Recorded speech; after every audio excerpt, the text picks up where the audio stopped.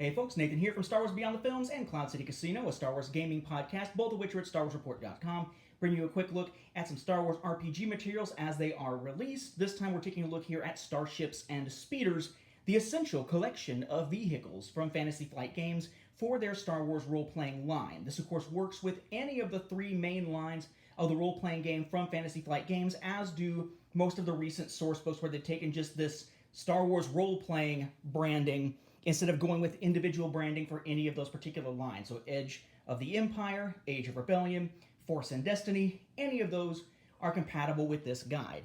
And it is what it looks like. It is essentially a guide to speeders, ground vehicles, starfighters and shuttles, freighters, cruisers and frigates, and battleships and stations as you go along, some of which are new, some of which are collected from other sources. Over 130 different vehicles that you could use within your Star Wars role-playing game throughout mostly the Galactic Empire era, but there are some from later, like the Nadiri Starhawk, for instance. That's from around the time of the Battle of Jakku, slightly after what we tend to think of as the Imperial era, or at least near the tail end of it, and then stuff from earlier and so on. This does include, along with the vehicles when you get to the battle stations and whatnot, this does include, for instance, the Death Star and the Death Star 2. You got other ships in here, including ones that were introduced actually within the games from Fantasy Flight. Like you've got, for instance, your Gladiator-class Star Destroyer. We've seen that before in some of those other games and so on.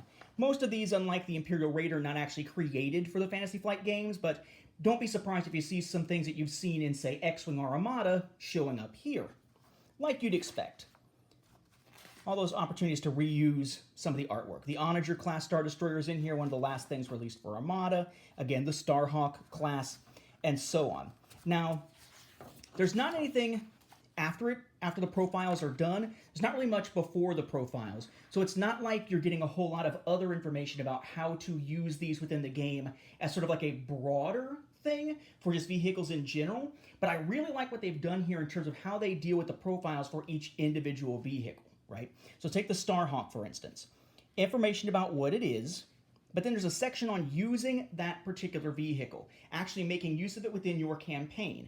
And then when it comes down to the question, okay, well, how do I actually work this into the campaign? Not just how do I use it once I have it, but what's a way to kind of hook this in so I can actually bring it into the campaign in the first place? Every single entry has adventure and encounter seeds like these that are in there specifically to help you bring it into your game. Then, of course, your typical stats, lots of information with it, and every once in a while you have additional rules that are needed depending on the size and scope of the vehicle that you're dealing with.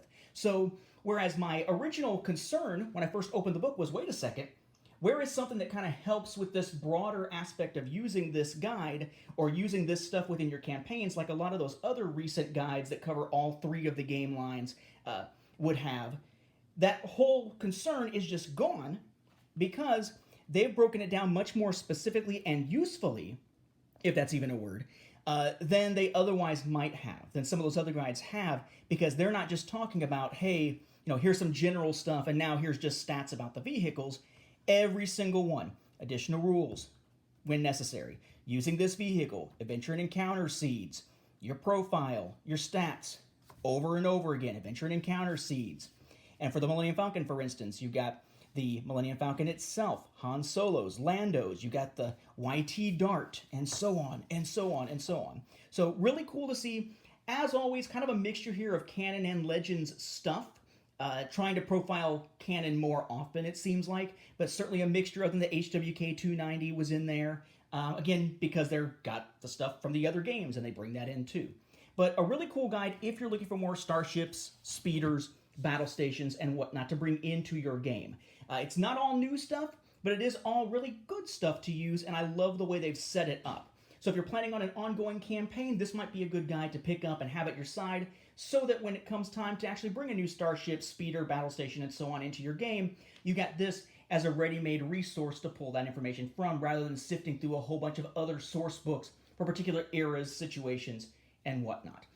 Pretty pleased with most of these types of guides they've put out since they did the whole merging of the three lines thing, and this one definitely is one that I can see being very useful over the long run.